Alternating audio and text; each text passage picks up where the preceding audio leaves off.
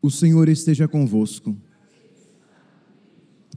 Proclamação do Evangelho de Jesus Cristo, segundo Mateus. Naquele tempo, alguns fariseus aproximaram-se de Jesus e perguntaram para o tentar: é permitido ao homem despedir sua esposa por qualquer motivo? Jesus respondeu: nunca lestes que o Criador, desde o início, os fez homem e mulher? E disse: por isso, o homem deixará pai e mãe, e se unirá à sua mulher, e os dois serão uma só carne? De modo que eles já não são dois, mas uma só carne. Portanto, o que Deus uniu, o homem não separe. Os fariseus perguntaram: então como é que Moisés mandou dar certidão de divórcio e despedir a mulher? Jesus respondeu: Moisés permitiu despedir a mulher por causa da dureza do vosso coração, mas não foi assim desde o início. Por isso eu vos digo: quem despedir a sua mulher, a não ser em caso de união ilegítima, e se casar com outra, comete adultério. Os discípulos disseram a Jesus: se a situação do homem com a mulher é assim, não vale a pena casar-se. Jesus respondeu: nem todos são capazes de entender isso, a não ser aqueles a quem é concedido. Com efeito, existem homens incapazes para o casamento porque nasceram assim. Outros, porque os homens assim os fizeram. Outros ainda se fizeram incapazes disso por causa do reino dos céus. Quem puder entender, entenda. Palavra da salvação.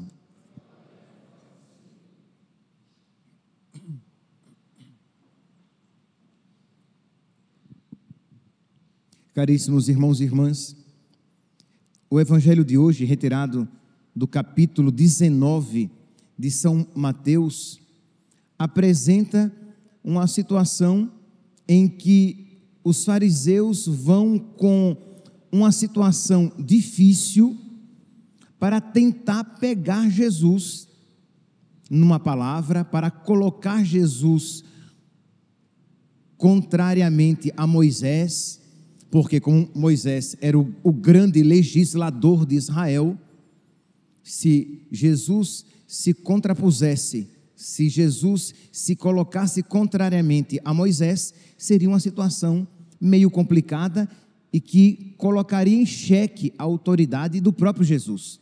Então eles vão com essa situação delicada, eles vão perguntar a Jesus se é permitido o divórcio, se o homem pode despedir a sua mulher. Estamos aqui, Mateus capítulo 19, versículo 6. Versículo 3, mas a resposta propriamente dita virá no versículo 6, quando Jesus diz: o que Deus uniu, o homem não separe. O homem deixará seu pai e sua mãe, se unirá à sua mulher, os dois serão uma só carne, e o que Deus uniu, o homem não separe. Diante disso, eles imediatamente contrapõem. Diz: olha, mas Moisés permitiu. E Jesus dá aquela resposta lapidar no versículo 8. Jesus permitiu, Moisés permitiu, por causa da dureza do vosso coração. Mas no princípio, não foi assim. Deus não pensou isso. Mas Moisés isso permitiu por causa da dureza do vosso coração. Em João, no capítulo 6, no versículo 60, nós encontramos algo que pode iluminar a nossa compreensão desse trecho. Vocês lembram que o capítulo 6 de São João é todo aquele capítulo em que Jesus fala a respeito do pão da vida e que vai culminar em Jesus dizendo que o seu corpo é verdadeiramente comida, o seu sangue é verdadeiramente bebida, e quem come a sua carne e bebe o seu sangue terá a vida eterna. Diante dessa afirmação, alguns discípulos, versículo 60, João 6, 60, alguns discípulos começam a abandonar Jesus, dizendo: essa palavra é muito dura, quem pode compreender isso? Não, isso daí é impossível de ser acolhido, isso é muito duro. E nós vemos claramente que a dureza não está na palavra de Jesus, mas no coração dos seus interlocutores. Isso estava presente lá a respeito da Eucaristia, isso está presente aqui a respeito do matrimônio, mas como está presente, meus santos, em toda a nossa postura diante dos mandamentos de Deus, diante da vontade de Deus. Quando o nosso coração está endurecido, toda a vontade de Deus é demais, é exigente demais, é exagerada demais. Quando o nosso coração está endurecido, nós não vemos a beleza e a santidade da vontade de Deus. Nós não compreendemos a palavra. Eu fiz referência ontem, e fiz questão de marcar aqui, eu fiz referência ontem àquela súplica que nós fazemos durante este exorcismo que nós estamos rezando na quaresma de São Miguel, em que nós fazemos esta súplica: abri o nosso coração para entendermos o vosso evangelho. Todos os dias nós iremos rezar, iremos pedir a Deus esta graça, que Deus abra o nosso coração, para que nós compreendamos. Por quê? Porque sem a graça de Deus, nada o homem pode. Sem mim, nada podeis fazer.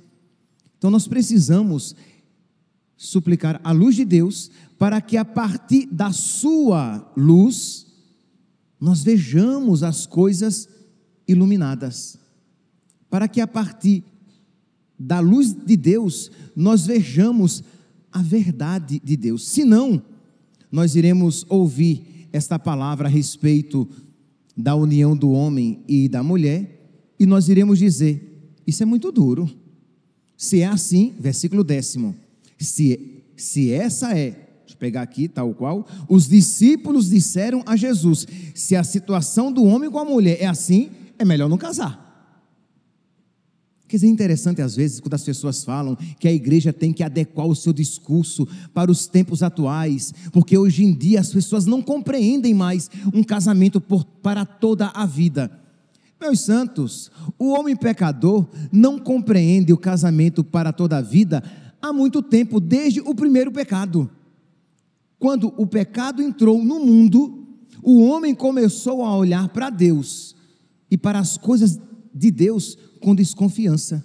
O que foi que aconteceu lá no jardim, quando os homens pecaram e que Deus veio no cair da tarde caminhar? Eles fizeram o quê? Deram no pé, se esconderam, com medo de Deus. Desde o pecado, o homem olha, nós olhamos com desconfiança para a palavra de Deus, para a vontade de Deus, para os mandamentos de Deus. Então não é o homem moderno que não consegue compreender, que não compreende mais a indissolubilidade do matrimônio. O homem carnal nunca compreendeu. Os discípulos não compreenderam e disseram: olha, se a situação é assim, é melhor não casar. E o que fazer então? Pedir a Deus que abra a nossa inteligência para que compreendamos o evangelho.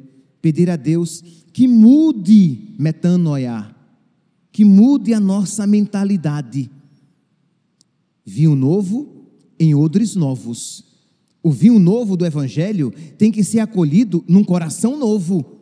Mas se eu quero acolher o vinho novo do evangelho num coração velho, num coração com a mentalidade antiga, haverá sempre um choque, e um choque com tudo.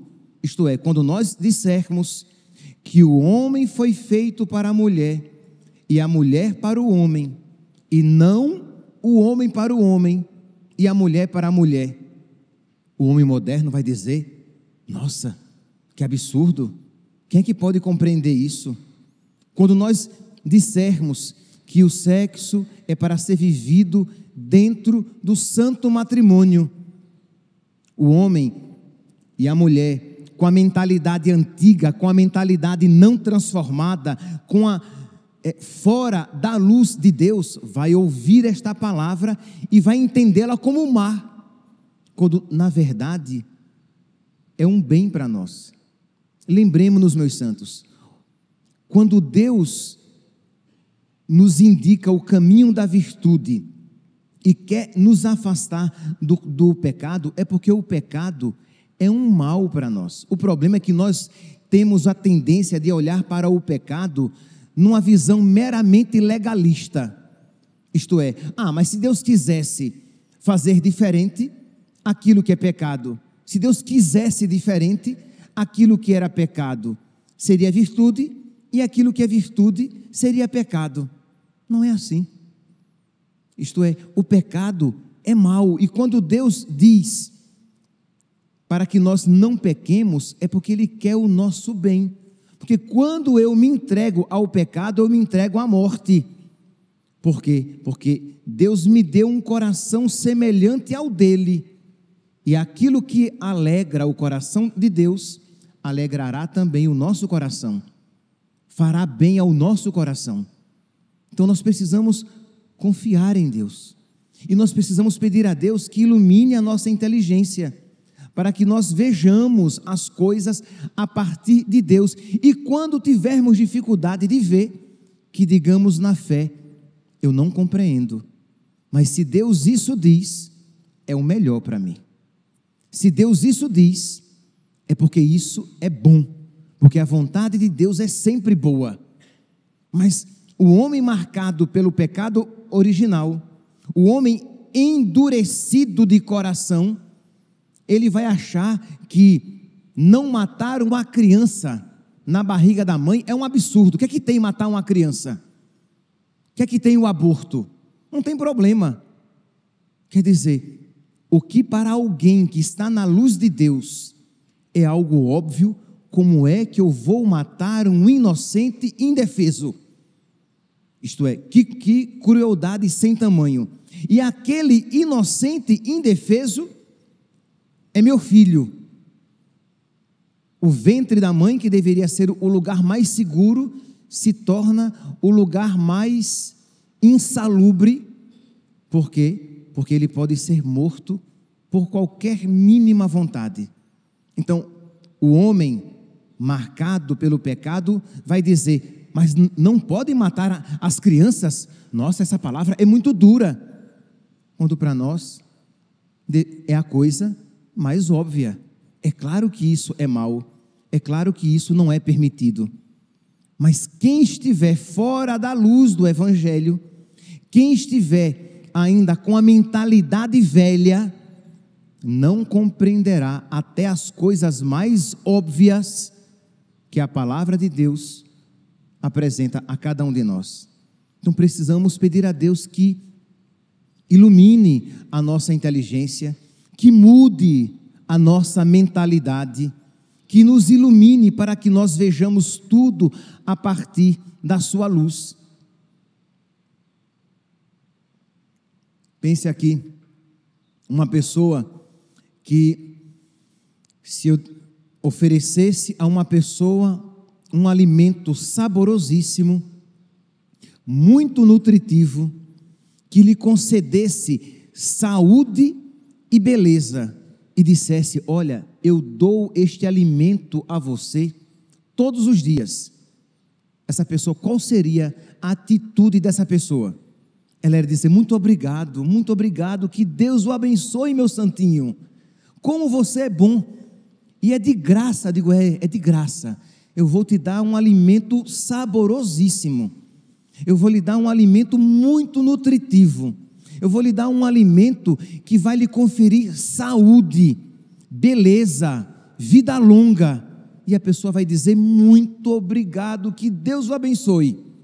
Por quê? Porque ela compreende que vida longa é coisa boa, que beleza é coisa boa, que saúde é coisa boa, que sabor, um alimento saborosíssimo, é coisa boa, que nutrição, força física é coisa boa. Então, muito obrigado, meu santinho, ela vai dizer. Aí eu digo: eu te dou a Eucaristia e a palavra de Deus todos os dias.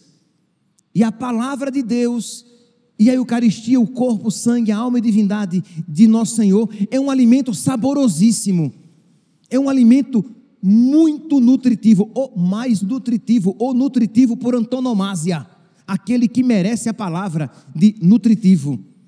Ele confere beleza, porque vai tornando a sua alma, o seu coração, você cada vez mais semelhante ao mais belo de todos os homens. Confere a você saúde, que confere salvação. A palavra salvação, salus, significa salvação, saúde. Confere a você saúde, salvação. Confere a você vida longa, não só vida longa, confere a você a eternidade, a vida de Deus. Você está disposto a procurar, e não apenas, tá bom, na lei, apenas a missa dominical, mas se fosse possível, até mais do que a dominical. Gente, essa palavra é muito dura, eu tenho que ir à missa todo domingo? Que vocês sabem, né? Para muitas pessoas, ir à missa todos os domingos e faltar à missa aos domingos, conferir pecado e pecado mortal, é uma palavra muito dura. Por quê? Porque aquela pessoa está ouvindo aquela mensagem fora da fé, está ouvindo aquela palavra fora da luz de Deus, tem o coração endurecido e por culpa própria não vê as coisas a partir de Deus. Voltando aqui para o contexto particular do Evangelho, diz então que quando Jesus afirma isso, que Moisés permitiu o divórcio por causa da dureza do vosso coração, mas no pensamento de Deus não era assim, no princípio não era assim. E aí diz aqui, por isso eu vos digo, Jesus continua, quem despedir a sua mulher, a não ser em caso de matrimônio ilegítimo, mas quem despedir a sua mulher e se casar com outra, comete adultério. Os discípulos ouviram isso e disseram, se a situação do homem com a mulher é assim, é melhor não casar. E Jesus responde, mas nem todos podem compreender isso. Nem todos podem compreender, nem todos são chamados ao celibato, porque a palavra que também nós iremos encontrar em algumas traduções é eunuco, porque eunuco eram aqueles homens castrados que cuidavam dos haréns, daqueles homens que tinham várias mulheres. Então tinha um eunuco castrado para tomar conta das mulheres do seu senhor. Então Jesus diz, porque há eunucos que assim nascem desde o ventre de suas mães, nascem deformados. Há eunucos, aqueles que são feitos eunucos pelas mãos dos homens, são estes propriamente ditos. E há aqueles que se fazem espiritualmente eunucos por amor ao reino dos céus. Mas quem puder compreender, compreenda, nem todos podem compreender. Meus irmãos, diante desta palavra, nós precisamos pedir a Deus então, que Ele nos conceda o seu Espírito.